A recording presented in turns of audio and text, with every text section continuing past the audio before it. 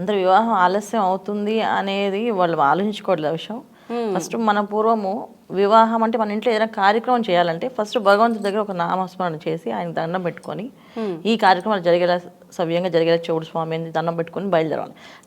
ఒక తిరుపతి యాత్రకు వెళ్ళినా సరే మనం ఆ యాత్ర కంప్లీట్గా జాగ్రత్తగా వెళ్ళి శుభంగా వెళ్ళి అన్ని దర్శనాలు చేసుకొని చక్కగా ఇంటికి రావాలని దండం పెట్టుకుని బయలుదేరాలి.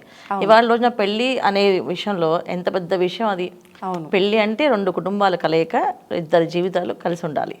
సో ఇలాంటి పెద్ద విషయాన్ని వాళ్ళు సింపుల్గా మ్యాట్రిమోనీలో కానీ వీడియోలో వాళ్ళకి చెప్పడం కానీ, లేదా మా అబ్బాయి ఎప్పుడు ఓకే అంటే అప్పుడు సంబంధాలు చూడడం అని కానీ, దానికి ముందు ఒక ప్రక్రియ చేయడం మర్చిపోతాను అందరూ.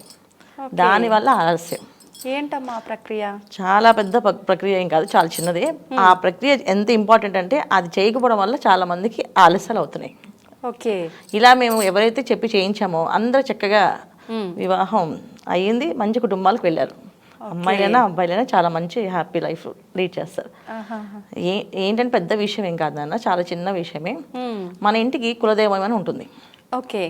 ఫస్ట్ మన ఇంట్లో ఏదైనా కార్యక్రమం మొదలు పెడితే అది అమ్మాయి పెళ్లి కానీ అబ్బాయి పెళ్లి కానీ ఫస్ట్ మొదట అంటే ఎవరికి చెప్పకుండా ముందు మన కులదైవానికి చెప్పాలి.